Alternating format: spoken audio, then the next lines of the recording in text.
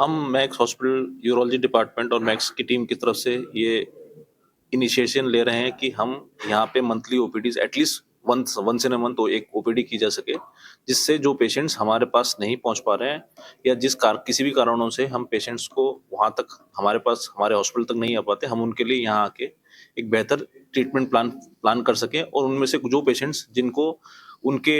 Finances या और चीज चीज के हिसाब से एडवांस ट्रीटमेंट की जरूरत है, हम उनको अपने हॉस्पिटल में उस चीज का ट्रीटमेंट कर सकें। तो मेन इनिशिएशन है कि जो बैरियर बीच में होता है कि दूर है, बड़ा हॉस्पिटल अवेलेबल नहीं है आसपास, उस बैरियर को हम ब्रेक करके पेशेंटों तक हम पहुंच सकें, जिससे कि एक बेहतर इलाज पेशेंट को मिल सके। जो ट्रांसप्लांट है और सारी चीजें हैं, क्या वो प्रयागराज में ही संभव है या उसके लिए लखनऊ आना? देखिए, आज की डेट में रीनल ट्रांसप्लांट बहुत सारे सेंटर्स में होता है, लेकिन रीनल ट्रांसप्लांट के लिए जो प्रोटोकॉल होता है, जो बेसिक सेटअप चाहिए होता है या गवर्नमेंट गाइडलाइंस हैं या जो भी ट्रांसप्लांट का जो लिस्टिंग होता है, वो एक बड़े हॉस्पिटल में संभव है। हो सकता है भविष्य में गवर्नमेंट के इनिशिएशन के कारण या किसी हेल्थ फैसिलिटीज में और सुधार होने के कारण ये चीजें एक प्रयागराज जैसे शहर में भी उपलब्ध हो, क्योंकि प्रयागराज अपने आप में एक बहुत बड़ा और अच्छा एक डेवलपिंग शहर है। पर एज ऑफ नाउ आज की डेट में चूंकि ट्रांसप्लांट के लिए भी हमारा ये एक इनिशिएशन हमेशा रहेगा कि जो भी पेशेंट्स हम देखते हैं जिनको हमको लगता है कि अभी या भविष्य में ट्रांसप्लांट जैसी चीज़ों की ज़रूरत पड़ सकती है, तो हम उन पेशेंटों को अपने एक पर्टिकुलर सिस्टम में एनरोल करें, उनको रजिस्टर करें, जिससे कि हम उन पेशेंटों को रेगुलर बेसिस पे देख सकें और अगर ज़रूरत पड़े तो एडिक्वेट गवर्नमेंट की स्कीम्स के द्वारा या किसी अन्य सुविधाओं के द्वारा उन पेशेंटों को अर्ली ट्रांसप्लांट कर सकें, जिससे कि इन पेशेंटों को हेल्थ केयर में अर्ली लाभ मिल सके। ये भी एक हमारा एम रहेगा। ये यहाँ प्रयागराज में होगा? नहीं, एज ऑफ नाउ हमारे जो प्लान में है कि हम जो भी पेशेंट्स एनरोल करेंगे, जिनका भी ट्रांसप्लांट हम करेंगे, वो सारा चीज हम अपनी फैसिलिटी में ही करेंगे। भविष्य में अगर चीजें सुधरती हैं या हमारा एक्सपेंशन होता है या हम कुछ इस तरीके से प्लान करते हैं गवर्नमेंट की स्कीम्स के अंदर, तो हम आगे इस बारे में भी सोच सकते हैं। एक हमारे इस समय मैक्स के थ्रू जो मंथली ओपीडीज का प्लान है, वो उसमें एक किडनी केयर हॉस्पिटल है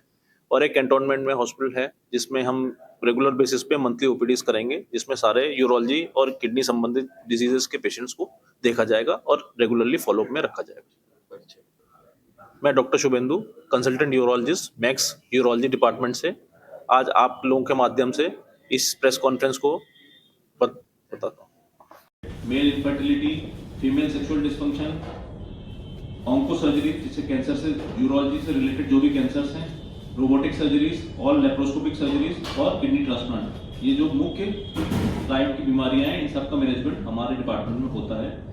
और हमारे डिपार्टमेंट में all is equipped with all the latest gadgets and all the latest management विच जो कि इंडिया में और अक्रॉस द इंडिया हम लोग कर रहे हैं, देखते हैं।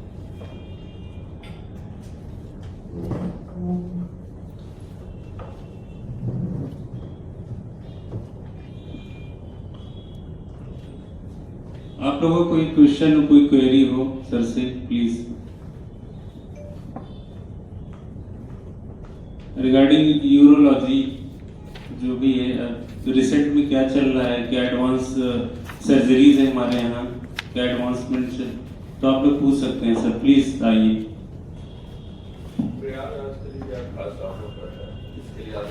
प्रयागराज के लिए हम लोग ने ये प्लान किया हुआ है हमारे यूरोलॉजी डिपार्टमेंट की तरफ से कि हम लोग मंथली ओपीडीज यहाँ पे किया करेंगे, जिससे कि ऑल सॉर्ट्स ऑफ पेशेंट्स जो कि एडवांस ट्रीटमेंट के लिए जो ज़रूरी है, वो सारे पेशेंट्स को हम देखें और उनके लिए एक affordable price and treatment management को हम लोग आगे बढ़ा सकें। तो इसके लिए हम लोगों का प्लान ये है कि हम लोग मंथली ओपीडीज करेंगे सारे पेशेंट्स देखने के लिए और अकॉर्डिंगली हमारी टीम उस चीज़ को फॉलोअप करेगी जिन पेशेंट्स में फर्दर ट्रीटमेंट प्लान सर्जिकल या नॉन सर्जिकल रिक्वायरमेंट है। बहुत से लोग ऐसे जो मैक्स को अफोर्ड नहीं कर सकते हैं, उनके लिए क्या फैसिलिटीज होगी और प्रयागराज जिस तरह से आप लोग चालू कर रहे होंगे उनके लिए क्या कुछ था? क्योंकि यहाँ पे बहुत से डॉक्टर पहले से भी हैं, तो एक कंपटीशन भी होगा। नहीं, देखिए, जो मेन हमारा कंसर्न है जिसके लिए मैक्स आगे हमारा डिपार्टमेंट होगा, वो है जो भी ट्रीटमेंट ऐसे हैं, कुछ ऐसे पेशेंट्स होते हैं या कुछ ऐसे डिजीज मैनेजमेंट हैं जो कि हर सेंटर्स पे अवेलेबल नहीं अक्रॉस द कंट्री, अगर बोला जाए जो बड़े सेंटर्स पे अवेलेबल है, उन ट्रीटमेंट को स्पेसिफिकली टारगेट करेंगे। जैसे हम फॉर एग्जांपल लेके चलते हैं प्रोस्टेट डिजीज, बहुत कॉमन चीज़ है, हर पेशेंट ज़्यादातर ओल्ड एज में प्रोस्टेटिक प्रॉब्लम्स बहुत लोगों को होती है, जिससे गदूद की शिकायत होती है, जिस कारण से यूरिनरी प्रॉब्लम होता है। तो उसमें जो मेन